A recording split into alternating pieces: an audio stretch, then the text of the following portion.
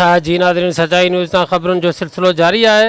हिन वक़्तु ख़बर शामिल कयूं था मदई जी मां सजाई न्यूज़ जे नुमाइंदे अमीर बग चूणे जो जी।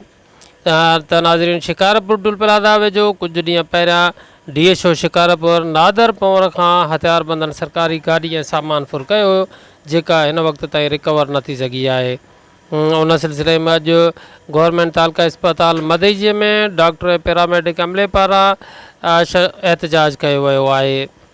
जी नाज़रीन, अव्हांखे ॿुधाईंदा हलूं त DSO शिकारपुर खां फुर थियल गाॾी ऐं सामान रिकवर न थियण ख़िलाफ़ु अॼु पैरामेडिक पारां मदई जी अस्पताल में एहतजाज कयो वियो आहे।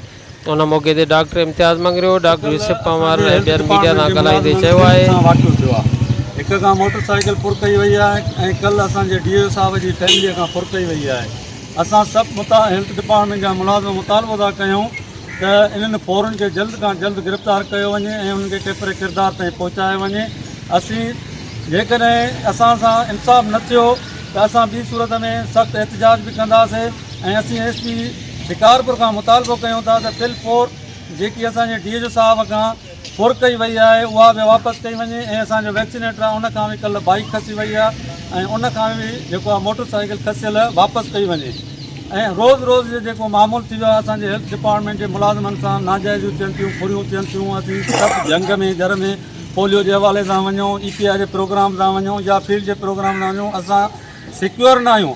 तो इन करे असां जेको आहे DC साहिब खां ऐं असां SP साहिब खां मुतालबो कयूं था त अमन अमान कयो वञे ऐं असां सख़्तु खां सख़्तु एहतजाज कंदासीं जेकॾहिं असां इंसाफ़ न कयो वियो त।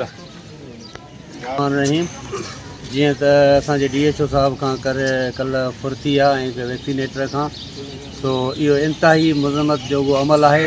असां सिंध सरकार खां SP साहिब खां ऐं डिस्ट्रिक्ट काउंसिल जे चेयरमैन खां इहो मुतालबो था कयूं त असांखे अमन ॾिनो वञे ऐं DSO साहिब खां जेकी फुर्ती आहे उन्हनि जो इज़ालो कयो वञे। ॿी सूरत में हीअ एहतजाज वधी वेंदो जंहिंमें डॉक्टर, पैरामेडिकल, नर्सिंग स्टाफ हूंदा ऐं एहतजाज कंदा। पोइ उन में इलाही सारियूं तकलीफ़ूं जेके बि आहियूं उहे बर्दाश्त कंदासीं। असांखे DSO साहिब जी जेका फुर थियल आहे उहा बि वापसि कई वञे ऐं अमुन बहाल कयो वञे। असांजा रोड रस्ता जेके हिन सही अमन वारा न आहिनि, डॉक्टर ड्यूटीअ ते नथा अची सघनि, कोई बि स्टाफ जेको आहे सो अस्पतालुनि में कमु करण जे लाइ तयारु न आहे।